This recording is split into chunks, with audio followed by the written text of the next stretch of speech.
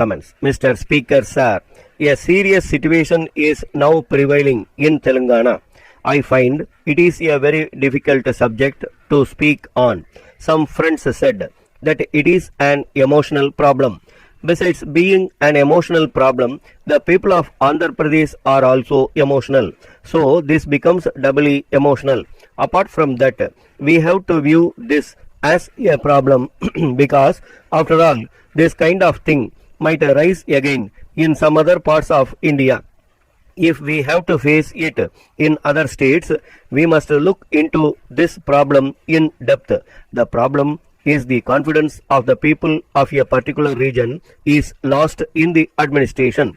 That has to be faced. When a thing like that happens, the usual thing is to change the administration, or if you have got an election machinery, have fresh elections and change the administration.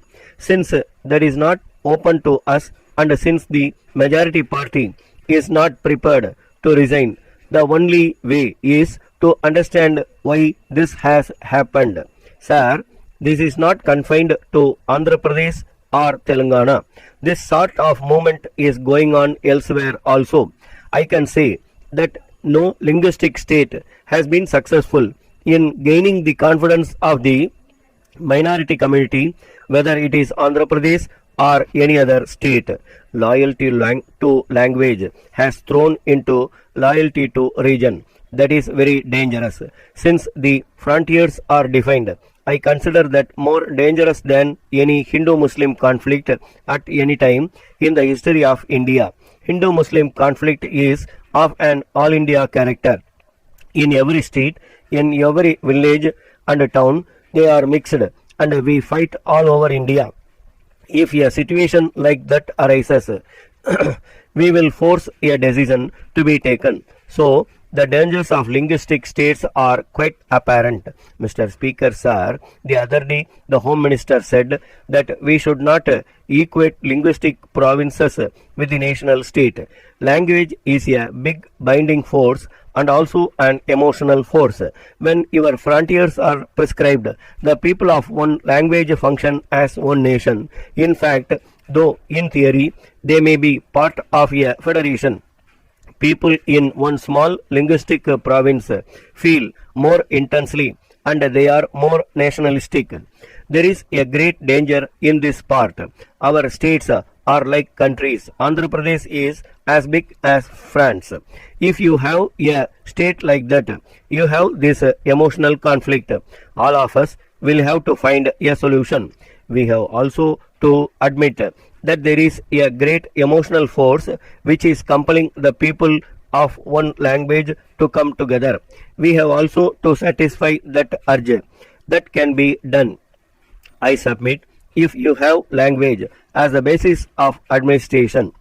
At the same time, you should not make it so big as it becomes a danger to the country, and you should not make it so big as to make a particular region or community to act as a separatist force. The best thing would be to divide the country into a number of small states. The language principle is there. Having administrations in regional language is there. Once you have smaller states, automatically the center becomes stronger because the constituents are very small. While if the states become bigger and stronger, the center becomes weaker and weaker.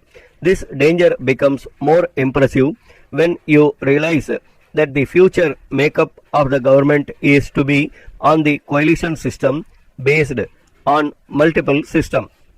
Coalition governments are, after all, weak governments. Therefore, the center also become weaker. Madras, 10th January 1972, to the Commissioner of Police, Madras. Dear Sir, as the President of the Public Welfare Association, Egmore, Madras, I would like to draw your kind attention to an editorial in the Hindu of yesterday on road accidents, and to mention the following facts which also contribute to increase in accidents.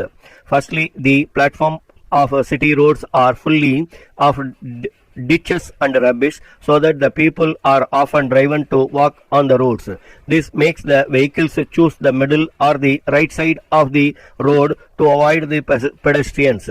Secondly, 3 or 4 cyclists ride abreast, thus leaving little space for other vehicles.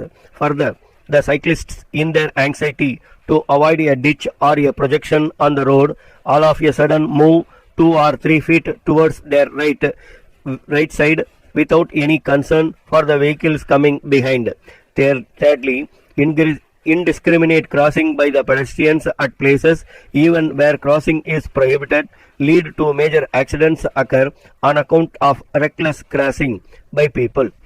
The Commissioner of Police may speak to the transport authorities and request them to test each and every vehicle before it is let out for the day's trip.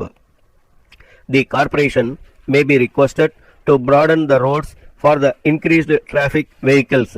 The loudspeaker diverting the minds of the people on the road should be silenced. Yours faithfully, stop.